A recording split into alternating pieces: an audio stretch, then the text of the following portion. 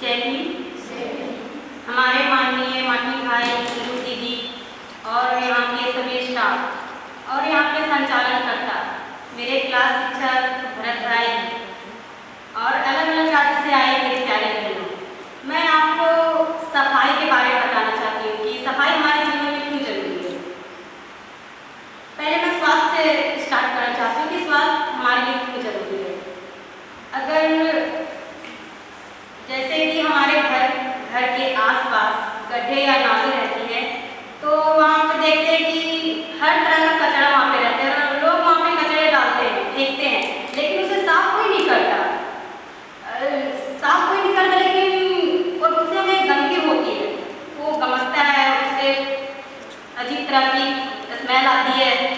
तो हमें ये सोचना चाहिए कि हमें वो, अगर हमने किसी ने भी वो मतलब कचरा फेंका है, चाहे नली हो चाहे गड्ढा हो, पानी है, तो उसे हमें साफ करना चाहिए। अगर हम उसे साफ नहीं करेंगे तो वो गंदगी मतलब उसका बैक्टीरिया निकल के हमारे शरीर में चला जाएगा और जिसके कारण हम बीमार हो जाएंगे।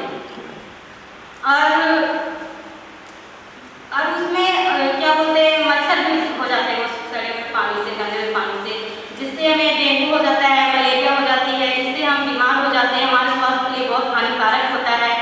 अगर हम सोचें कि अगर हम नहीं साफ करेंगे तो ये इससे हानि हमें नहीं है। ये ना सोचें कि मुझे नहीं है, तुझे नहीं है, हम सभी को है।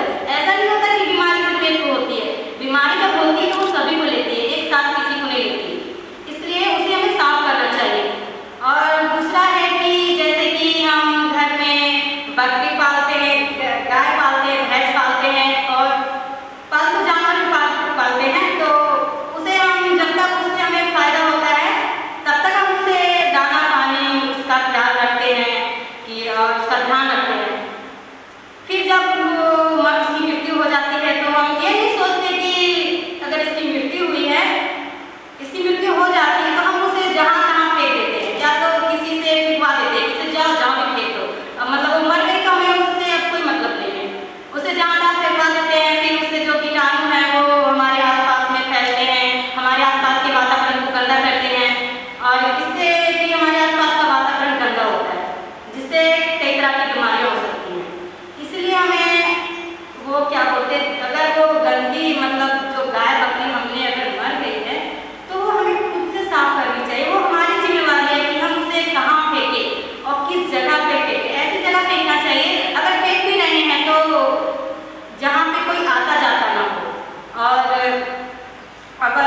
कहीं गड्ढे, चाहे एक गड्ढा खोद के उसे उसमें गाड़ दो कि ताकि वो उसकी स्टेप पे आए ना जाए, जिससे हम हमारे आसपास का वातावरण शुद्ध हो, हम बीमार ना पड़े, हमारे आसपास के लोग बीमार ना पड़े, हम स्वस्थ रहे, सभी को स्वस्थ रखें, ऐसा करना चाहिए। और दूसरी बात है कि जैसे कि क्या बोलते हैं, हमारे कुछ गांव में ऐसा होता है कि जहाँ पे कुछ गांव में एक बाड़ा होता है, वहाँ पे वो स्त्री और पुरुष के लिए मतलब स्त्री और पुरुष के लिए होता है। जिधर एक तरफ स्त्री जाती है, दूसरे तरफ पुरुष जाता है और उसमें शौचालय करता है, टॉयलेट करता है, जिससे मतलब कोई भी कर लेता है, लेकिन उसे गंदा कर देता है। गंदा करता है तो गंदा करके तो वो चले जाता है और उसकी जो गंदगी है वो सारे लोगों को होती है।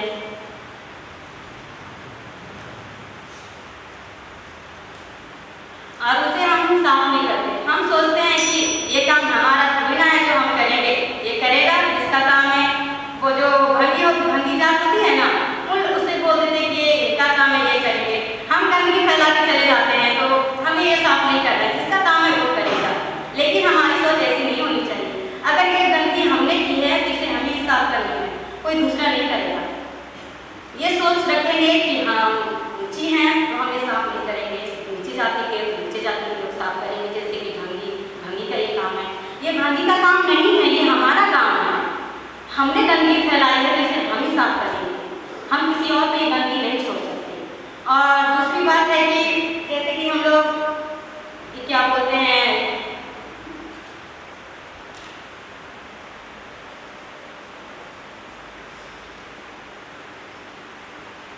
जैसे हम लोग शौचालय जाते हैं, घर की बात मैं बता रही हूँ, घर में हम लोग शौचालय जाते हैं तो वहाँ पे थैंक यू।